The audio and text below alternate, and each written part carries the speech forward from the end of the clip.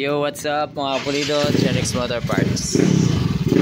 Share ko lang ang aking DIY tool pang bore out. Ayan, pang hindi na ako matagal na, hindi na ako nagmamano-mano dahil dito sa aking gawa. Shoutout nga pala sa ating mga dayo. Ayan, all the way from Bayambangs. Ayan, 63 pang ilalim itong setup. So pakita ko lang sa inyo itong aking bore out, pang bore out na DIY ginawa ko. Ayan, para sa ang request ni Norman, si Norman kasi may-ari nito, sagarin ko daw na kayang basta buhay yung oil pot. So diskarte lang naman dyan is magtira tayo ng napakanipis dito para hindi ito matakas yung langis. Ayan, so parang meron pang mga 0.8. Sagarin natin yan hanggang maging mga 0.2 na lang, ganyan.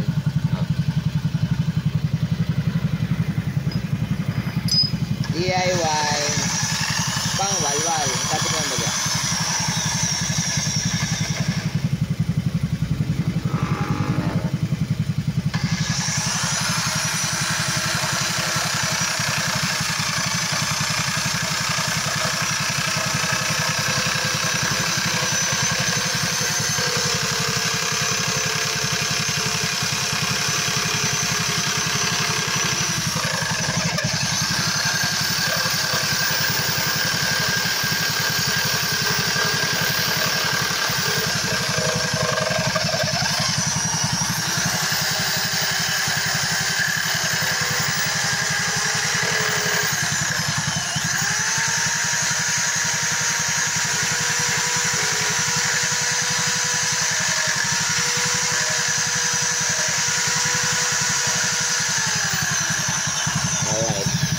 Bali nakita ko yung pagbo-bore out na ganito is Sky Lexpeed. Meron siyang gamit nun.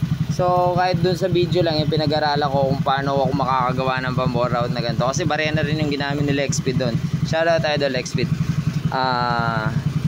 So inisip-isip ko sa akin sarili kung paano kaya ako gagawa ng ganito na kapareho ng kay Lexpeed. Pero yung sa murang halaga, kasi nag-check ako sa Shopee, meron naman pero mahal kasi.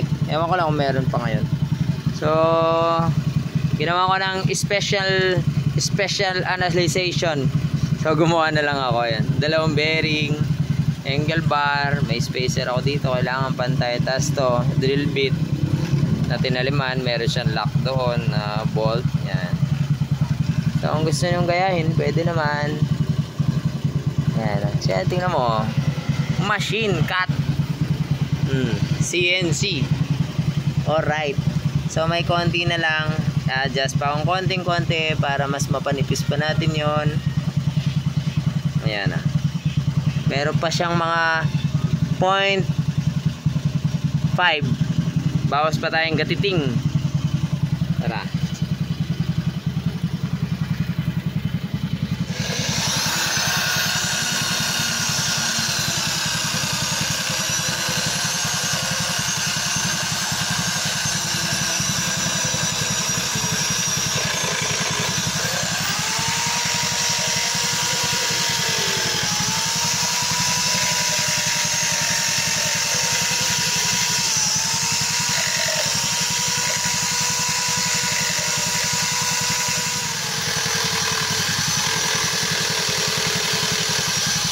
Ganun may benta ang gageta. Ayan, silipin nyo kung paano siya nagkaano. Ayan. Ayan, nandun na tayo sa gitna. Ayan. Milling ang tawag dyan. Ayan.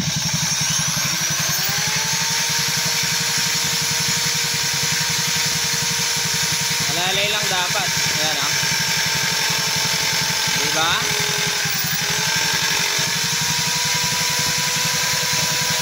Tapos i-finishin natin.